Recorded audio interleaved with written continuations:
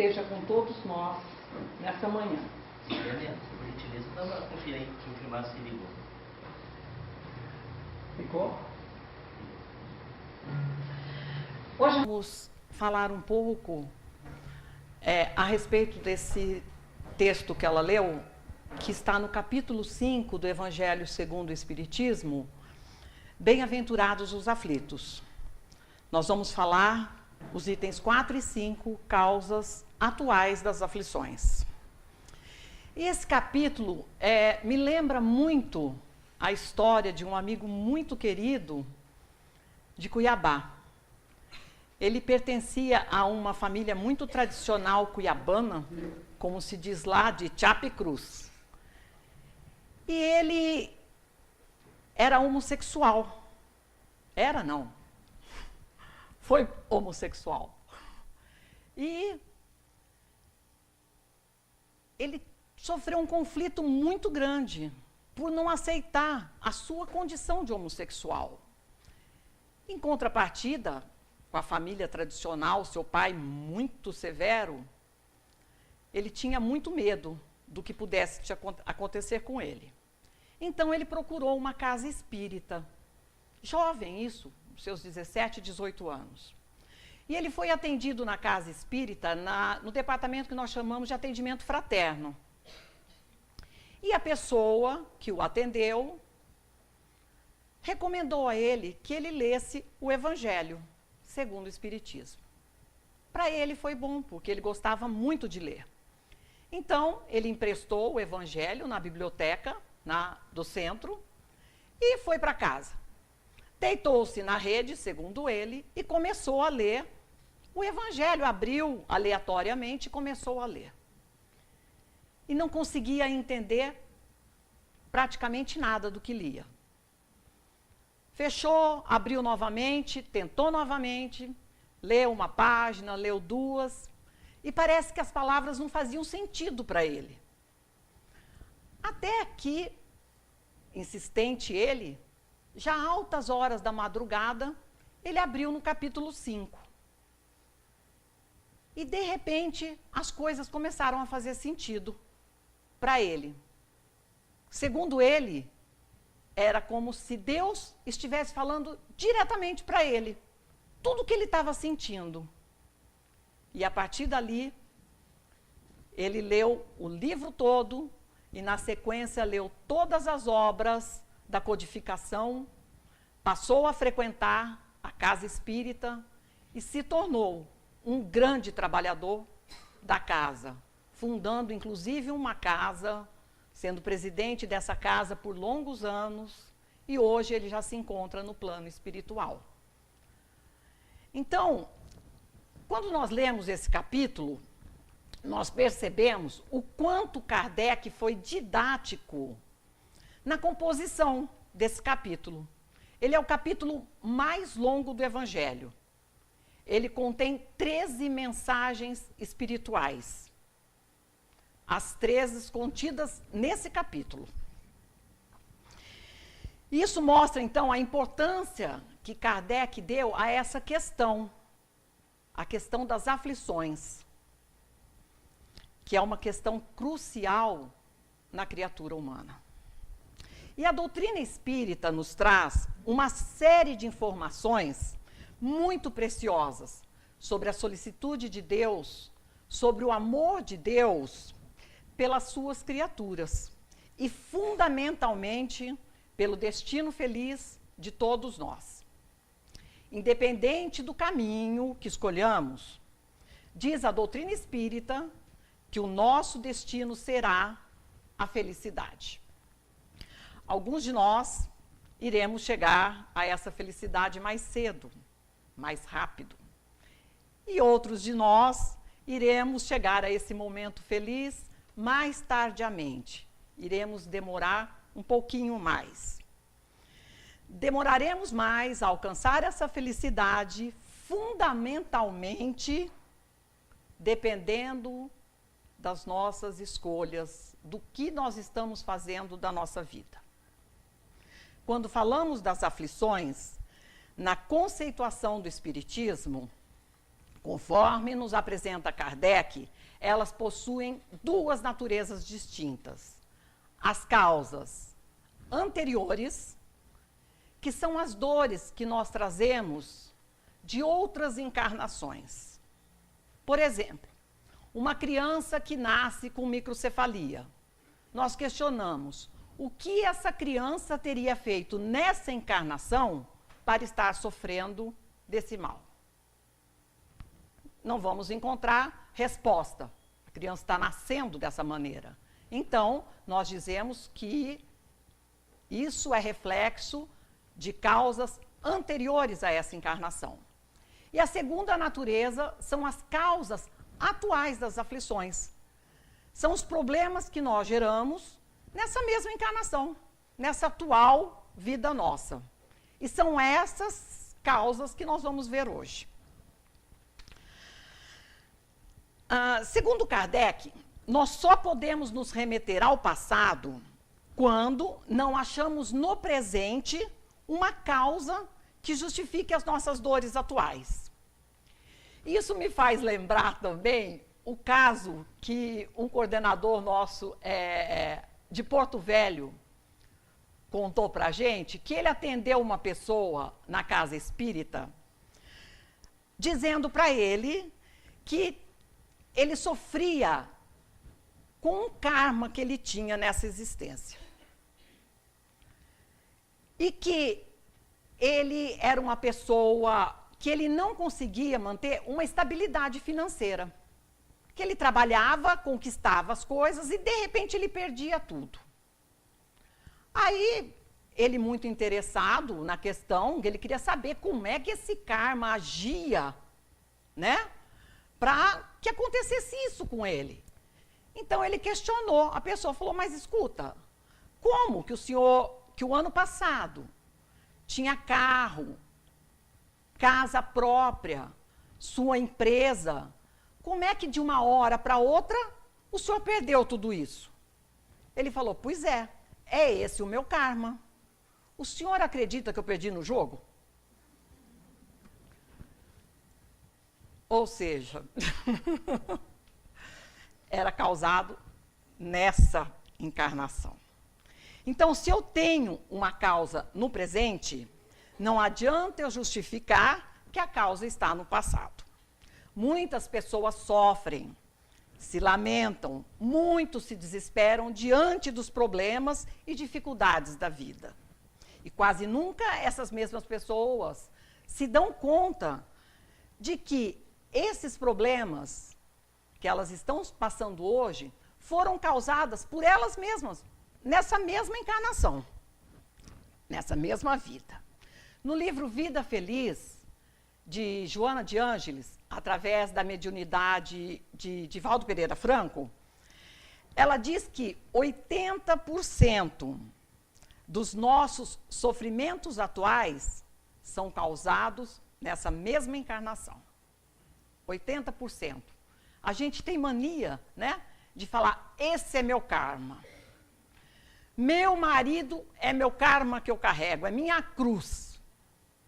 Meu Deus. Às vezes não. Quando casou não estava tudo bem? De repente, a gente começou a não dar a devida atenção, não continuamos a alimentar o amor, e daí a gente bota a culpa no karma que a gente trouxe, onde já se viu. Tá? Alguma coisa está errada, né? E outra causa de muitos dos nossos sofrimentos é o temperamento nosso, né? Meu Deus, quantas pessoas têm um temperamento fortíssimo? São pessoas de pavio curto. Mas existem pessoas que nem pavio têm. Explodem por qualquer coisa. Essas pessoas são mal vistas, não são queridas. E onde elas chegam, as pessoas saem. E isso é motivo de muita aflição, de muita tristeza para elas. Mas é gerado por elas mesmas, pela forma que elas se comportam. Outras afirmam não levarem desaforo para casa. Né? Comigo é assim, bateu, levou. Ou eu sou muito boa, desde que não pise no meu calo. Pisou no meu calo, arrumou encrenca. Eu dou um boi para não entrar na briga e uma boiada para não sair dela. O problema é que essas pessoas vão criando em torno de si medo, desprezo, raiva, mas, ao mesmo tempo, elas vão criando reações similares em outras pessoas, que também têm o pavio curto, não têm pavio, ou então são boas enquanto não lhes pisem no calo. Pessoas desse tipo, se vão a um estádio de futebol assistir um jogo e sai uma confusão, pode ter certeza que é do lado delas, porque elas atraem justamente quem pensa e age como elas. Raul Teixeira conta uma história de uma amiga dele que demorou-se muito para casar, porque ela queria escolher um bom homem, um homem trabalhador, um homem honesto, então ela demorou a encontrar. E casou-se já com uma idade um pouco avançada. E logo que se casou, então, ela já teve filho. E um dia, com a família aumentando, ela e o esposo resolveram ir até uma loja no centro da cidade comprar uma geladeira nova. Compraram a geladeira e estavam voltando para casa. No retorno para casa, um taxista corta a frente do carro dele e ele, no susto, né, achando que tinha sido feito de propósito pelo taxista, reduziu a marcha do carro e foi atrás do taxista. Foi atrás, correu, fechou a frente do taxista e abriu a porta do carro e saiu para tirar satisfação com o taxista. O taxista, assustado, abriu o porta-luvas, sacou a arma e deu um tiro. Matou na hora um recém-pai de família. E a vida seguiu seu curso. O recém-pai de família morto, o outro homem na cadeia, a esposa viúva, a criança órfã. Não tinha nenhuma necessidade disso acontecer. Isso não estava no planejamento.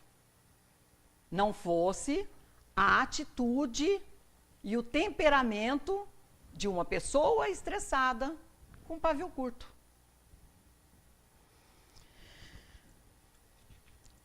Outra grande causa de sofrimento para nós são os vícios que nós adquirimos. Quantos vícios, né? Cigarro, jogo, sexo, drogas, bebidas.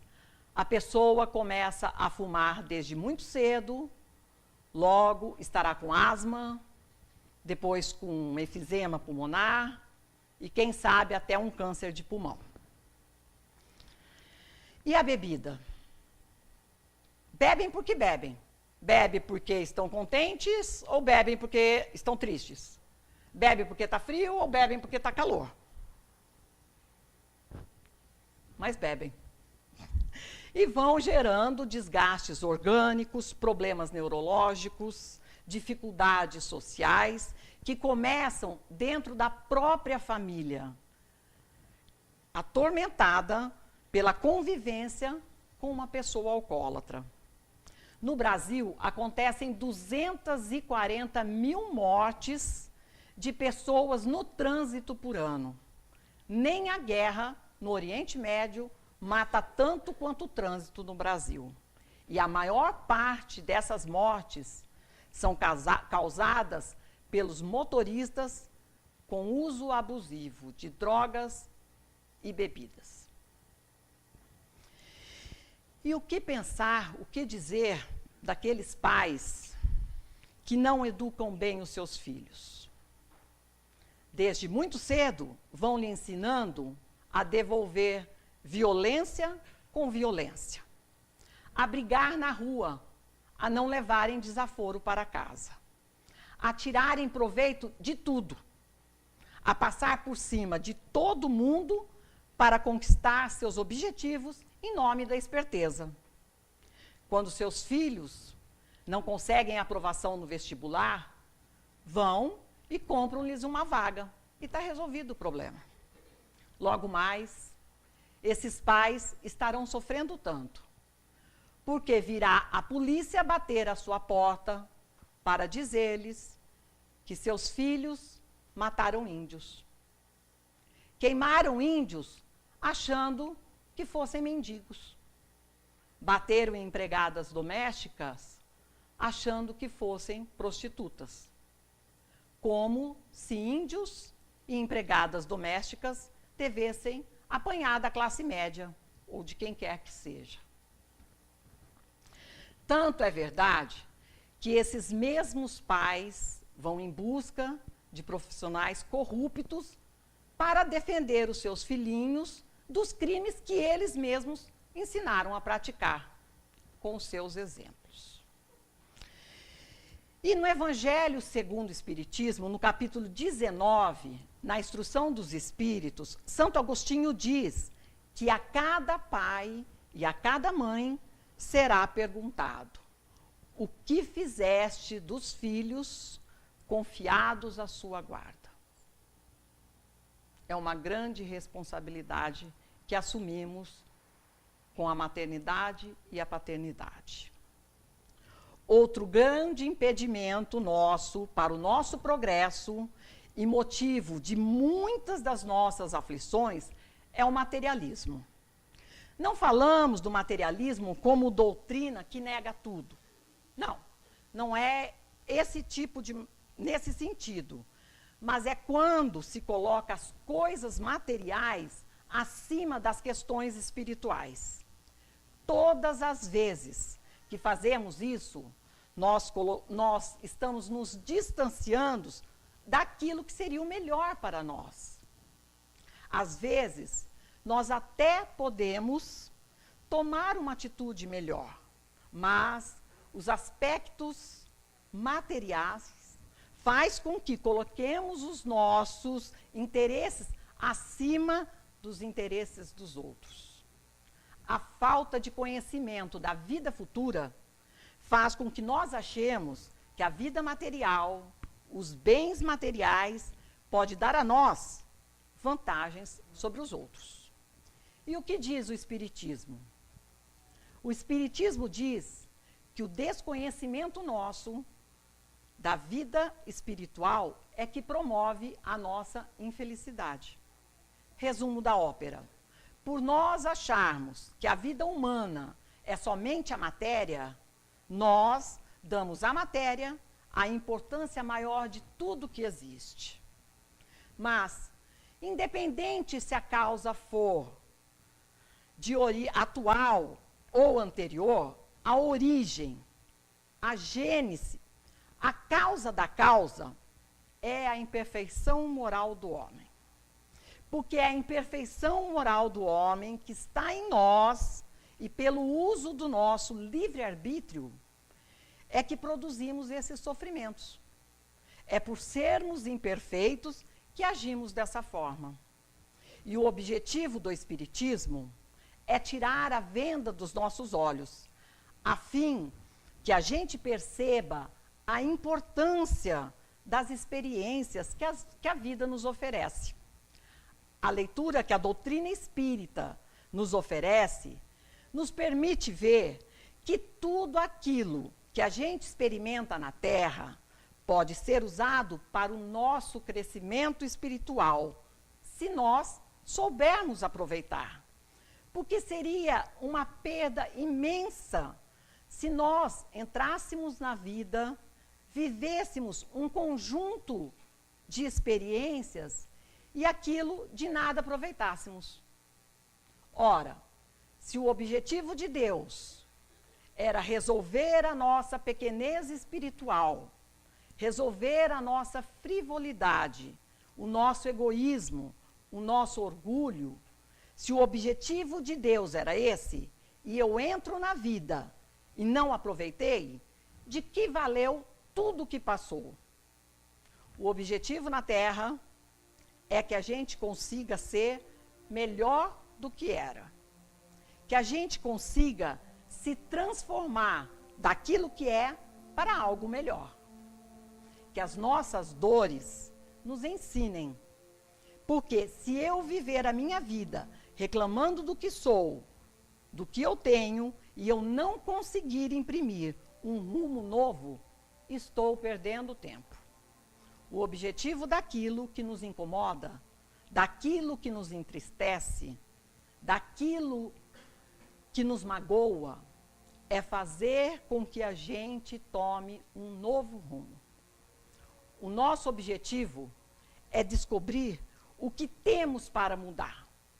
E essa mudança não é uma mudança externa, é uma mudança interna, na forma de nós interpretarmos a vida. Quando a gente diz que a pessoa tem que mudar, não é que ela tem que raspar a cabeça, trocar o carro, trocar a roupa. Não, não é nada disso. É uma mudança por dentro, na forma de entender por que o sofrimento nos alcança. O objetivo é que eu faça uma releitura de tudo que me cerca, do mundo que me rodeia, da vida que eu tenho, e interpretar que todas as coisas que me acontecem estão a serviço da minha educação espiritual. A pessoa diz, eu já mudei de casa 10 vezes. E as 10 casas que eu morei, eu briguei com os vizinhos. Os vizinhos brigaram comigo. Agora mesmo, o vizinho da direita não fala comigo, nem o da esquerda. Meu Deus, será que são os vizinhos? Já estou no meu 3º casamento. E é sempre a mesma coisa. Tudo começa bem e, de repente, a coisa desanda. Será que o problema é do outro? E nós? Quem somos nós? A proposta do Espiritismo é a gente se descobrir. É observar a vida ao nosso redor e dizer, essa é a minha escola da alma. Esse é o espaço de desenvolvimento do meu coração. Com cada pessoa que nos cerca, temos uma lição a aprender. Com um, eu aprendo a humildade. Com outro, eu aprendo a paciência. E com cada uma, aprendemos alguma coisa. E a doutrina espírita vem apresentar para nós a vida espiritual e o desdobramento que ela tem e o objetivo didático tão importante das nossas dificuldades para o nosso aprendizado. O objetivo da doutrina espírita, ao contrário do que muita gente pensa, não é nos ensinar que existe a reencarnação. Não, não é. Não é nos contar que os espíritos se comunicam com a gente. Também não é. Nem tampouco nos dizer que existe vida após a morte. A reencarnação, a mediunidade, a vida no mundo espiritual, todos são elementos, são ferramentas para nos convencerem do verdadeiro objetivo da doutrina espírita. O verdadeiro objetivo do espiritismo é nos convencer que nós temos que mudar. Se ele fala que existe a reencarnação, é para nos dar substâncias para a necessidade da mudança. Se diz que os espíritos nos influenciam, é para que a gente fique mais vigilante com relação ao que precisamos mudar. E se fala que existe vida após a morte, é para também ficarmos atentos para a necessidade dessa mudança. É por isso que quando a gente olha a doutrina espírita com a proposta do amor de Deus, da sua misericórdia, da solicitude para com a gente, e olhamos para a nossa vida, a gente pensa, nossa, mas é tão diferente aquilo que eu leio daquilo que eu vivo? Como é que pode? É porque nós precisamos aprender a ver as nossas vidas com um olhar espiritual. É isso que a doutrina nos pede. E que olhar é esse? Com o olhar de entender que o espaço que nós estamos vivendo não é a verdadeira vida. O que estamos fazendo aqui é um exercício para desenvolver as nossas virtudes. Por essa razão, o aproveitamento do tempo é o melhor que nós podemos fazer para nós mesmos. E qual é o roteiro ideal para nós aproveitarmos esse tempo? Diz-nos o Espiritismo que não há roteiro mais seguro para nos direcionar a vida do que o Evangelho. As palavras de Jesus são o melhor roteiro para nós. Mas, se alguém estiver sem tempo para ler o Evangelho, nós podemos resumi-lo em 3 frases. Amar a Deus sobre todas as coisas. A segunda, amar o próximo. E a terceira, amar a si mesmo. Essa é a regra básica.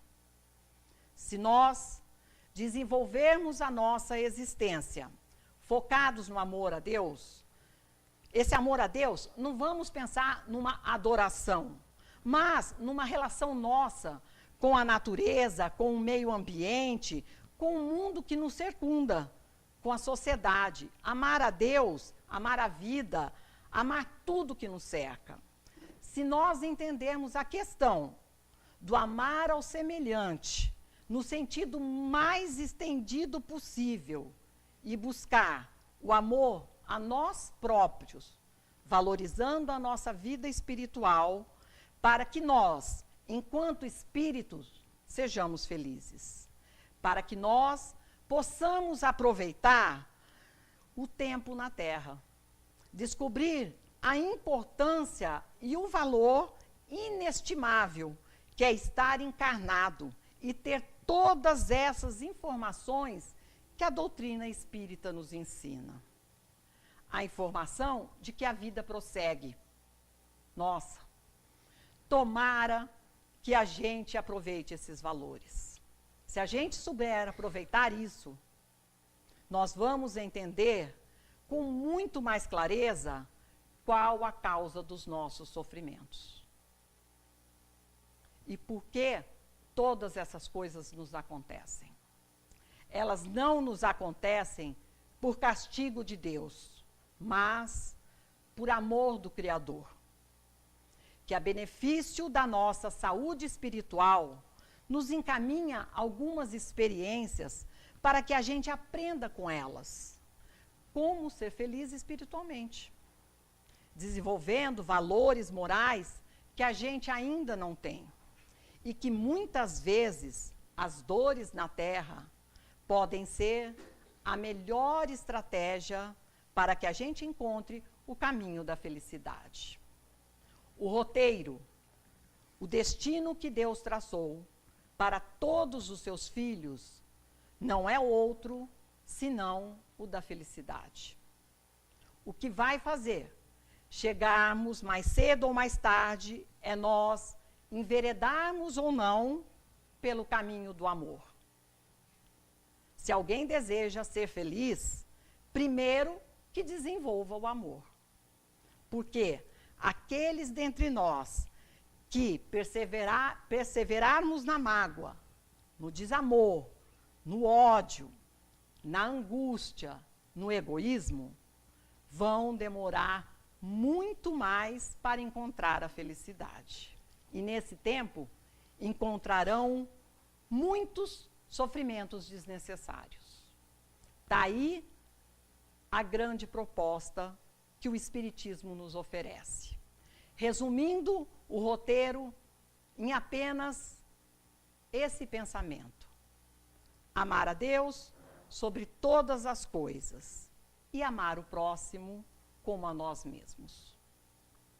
E para encerrar, eu vou contar para vocês a história do encontro de Eurípides Barçanufo e Jesus.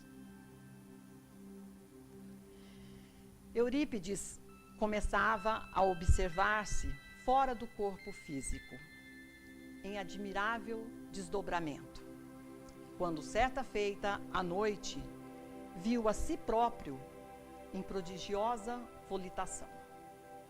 Embora inquieto, como que arrastado pela vontade de alguém, num torvelinho de amor, subia sempre. Queria parar e descer, reavendo o corpo carnal, mas não conseguia.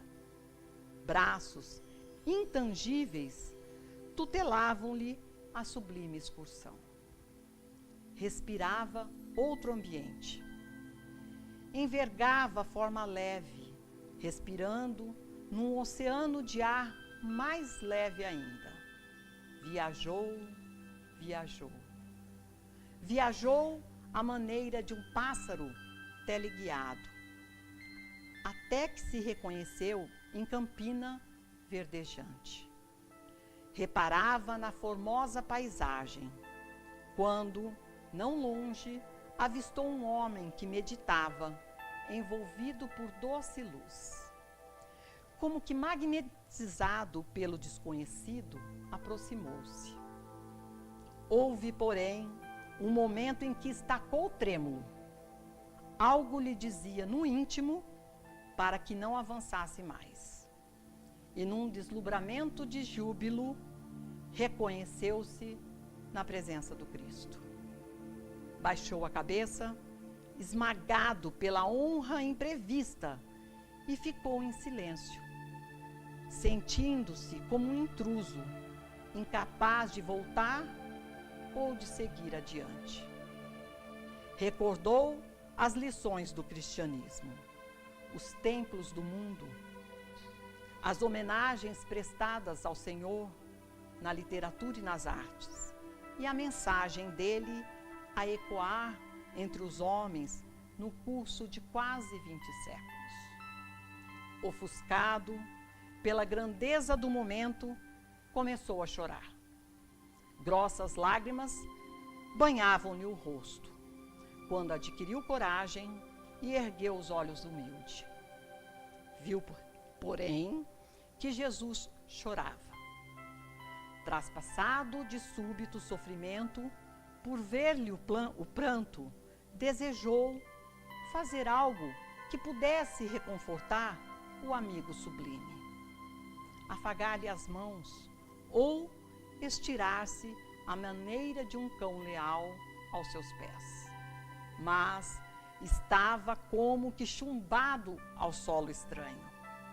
Recordou, no entanto, os tormentos do Cristo a se perpetuarem nas criaturas que até hoje na terra lhe atiram incompreensão e sarcasmo.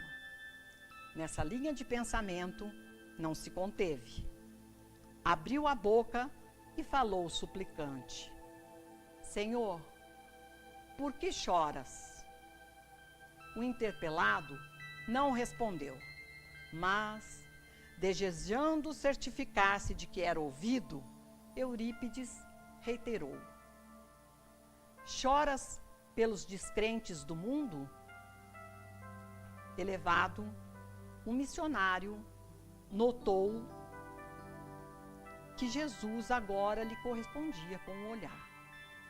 E após um instante de atenção, respondeu em voz dulcíssima: Não, meu filho, não sofro pelos descrentes aos quais devemos amor. Choro por todos os que conhecem o Evangelho e não o praticam. E depois que eu ouvi essa história, todas as vezes, quando me acordo, que faço as minhas orações, eu peço a Deus para que me auxilie, para que eu não dê motivos naquele dia para Jesus derramar uma lágrima por causa de mim. Tenham todos um bom dia. Obrigado pela atenção.